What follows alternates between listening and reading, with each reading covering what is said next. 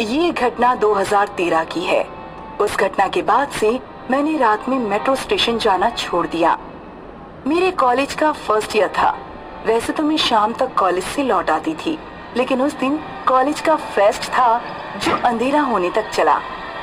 Fest से लौटने के बाद मैं कुछ देर अपनी फ्रेंड सुमिधा के घर रुकी रही। सुमिधा, अब मुझे चलना चाहिए, कहीं ऐसा ना हो कि लास्ट मेट्रो भी छूट जाए। हाँ ठीक है, जाओ। 2 दिन तक मैं कॉलेज नहीं आऊंगी। आज डांस करके ना बहुत थक गई हूँ। मैं भी नहीं आने वाली। मेरी फ्रेंड के घर से नियरेस्ट मेट्रो स्टेशन त्रिलोकपुरी था। ये underground metro station pink line पर है और उस टाइम ये नया नया ही शुरू हुआ था। मैं जब प्लेटफॉर्म पर पहुंची तो सिर्फ लास्ट मेट्रो आना बाकी थी और मेट्रो स्टेशन पर कोई भी नहीं दिख रहा था। मैं प्लेटफॉर्म के किनारे खड़ी होकर फेसबुक पर फेस्ट की फोटोज देखने लगी। तभी मुझे अपनी परछाई के बराबर एक परछाई दिखाई दी। मैंने दाएं बाएं देखा तो आसपास कोई भी नहीं था। एक तेज हवा का झोंका आया। मुझे लगा कि मैं कहीं प्लेटफॉर्म पर ना गिर जाऊं, इसलिए मैं पीछे हटकर खड़ी हो गई। मुझे अपनी आंखों पर विश्वास नहीं हो रहा था। क्या सच में मेरे बराबर में कोई परछाई खड़ी थी? तभी मेट्रो में मनहूस अनाउंसमेंट हुआ कि मेट्रो सेवा में थोड़ा विलंब होगा।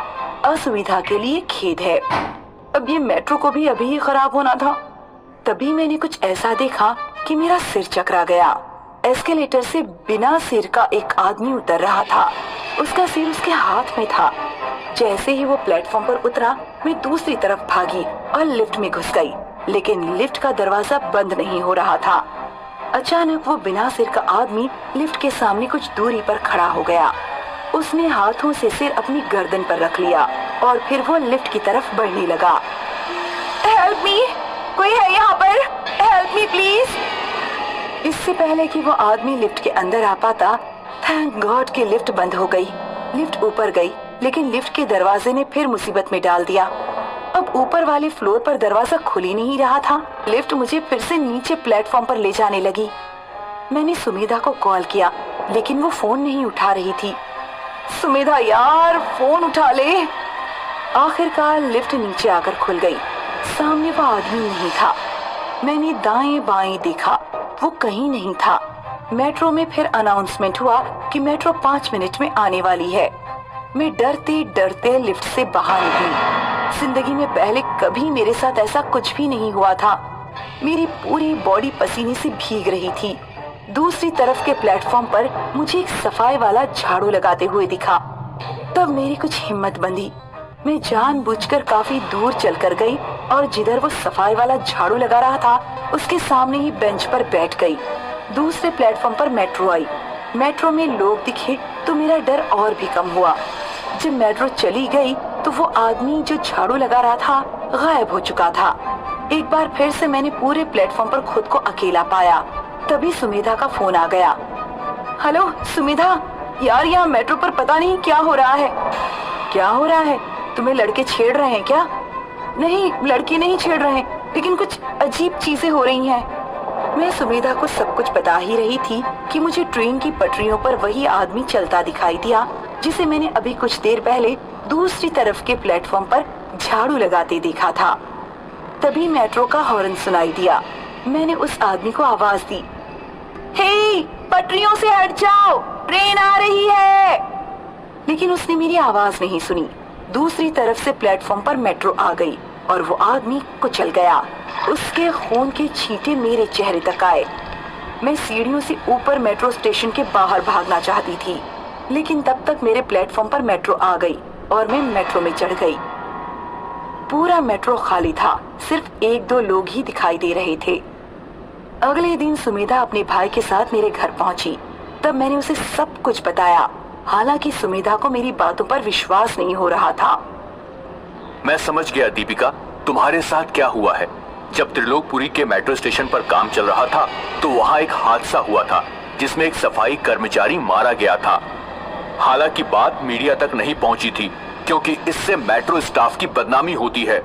शायद तुम्हें उसी सफाई कर्मचारी की आत्मा दिखाई दी है। वो आत्मा कई और लोगों को भी दिखाई दे चुकी है।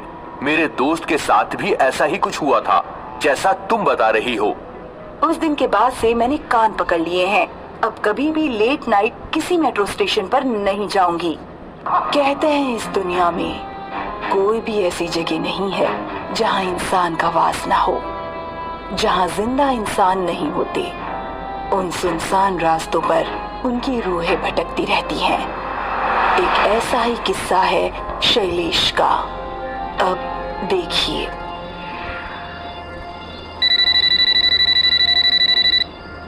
हाँ हेलो सीमा। नहीं, अभी ऑफिस का इवेंट खत्म हुआ है। ये लोग भी ना इतनी दूर इवेंट रखते हैं यार, कैब भी नहीं ले सकता, ऐप नहीं चल रहा है। खैर, यहाँ इस सड़क पर रुका हूँ, शायद कुछ मिल जाए। कैसी सुनसान जगह है ये, कुछ आ भी नहीं रहा इस तरफ। ये कमबख्त ऑटो वाले भी ना। सर प्लीज रुकिए सर, शायद कोई बड़ी गाड़ी आ रही है।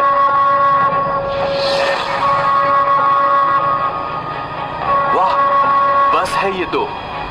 अरे रुको रुको रुको रुको, मार डालोगे क्या?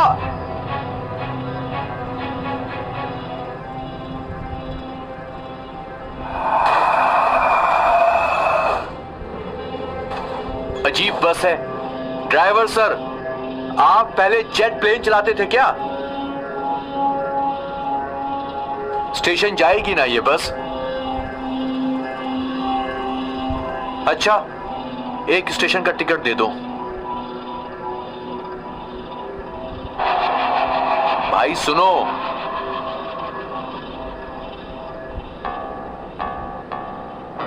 ड्राइवर भाई जरा संभाल कर, घर जाना है, चांद पर नहीं जाना।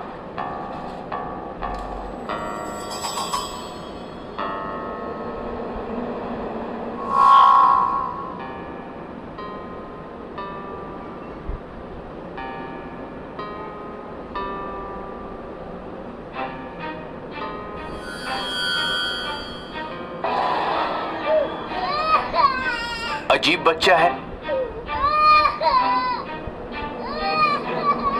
इन जंगल के रास्तों पर ठंड बहुत होती है।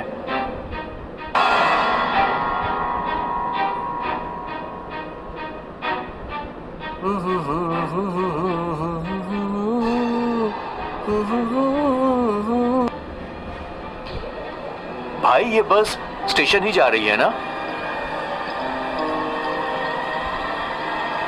अरे ये स्टेशन का रास्ता ऐसा सुनसान कैसे? कंडक्टर भाई, मैंने आपसे कुछ पूछा। बड़ा अजीब है ये कंडक्टर। मैंने पूछा ये बस स्टेशन ही जा रही है ना? नहीं, ये तुम्हारी आंखें। बैठे रहो।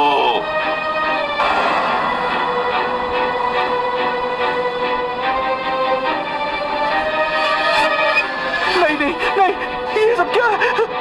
ये सब क्या है? नहीं,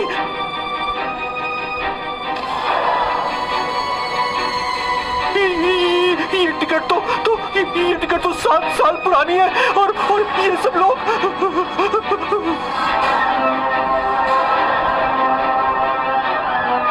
ये तो यही बस है और ये पेपर 11 जून 2013।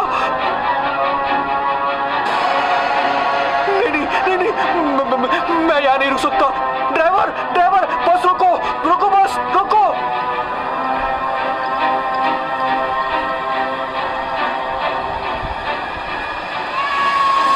नहीं,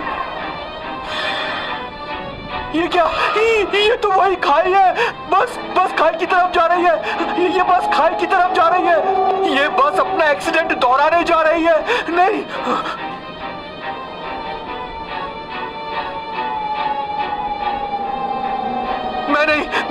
मैं यहाँ नहीं रह सकता। नहीं, ड्राइवर रोको, बस रोको प्लीज, मुझे जाने दो। कंडक्टर तुम कुछ करो ना प्लीज।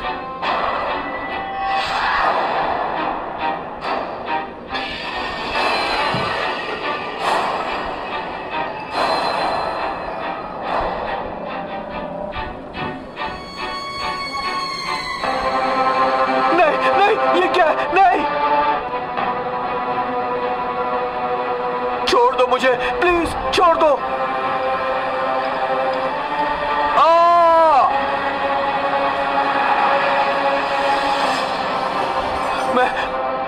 मैं ठीक हूँ, एक भी चोट नहीं है। अरे ऐसे कैसे हो गया? अरे ऐसे कैसे?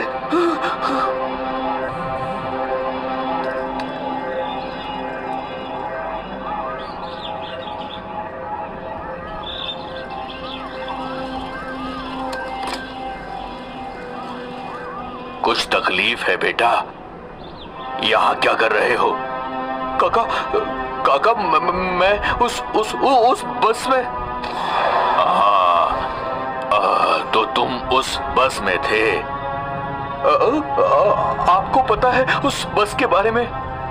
मैं सब कुछ जानता हूँ। तुम खुशकिस्मत हो बेटा।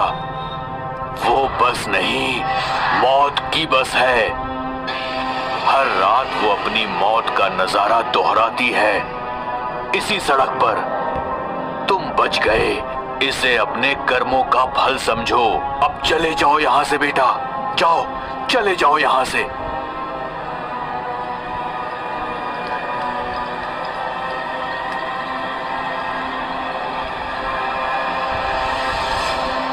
शैलेश तो उस रात बच गया, पर पता नहीं इस मौत की बस ने कितनों का शिकार किया है। अपनी दर्दनाक मौत का नजारा ये बस पता नहीं यूं ही दोहराती रही।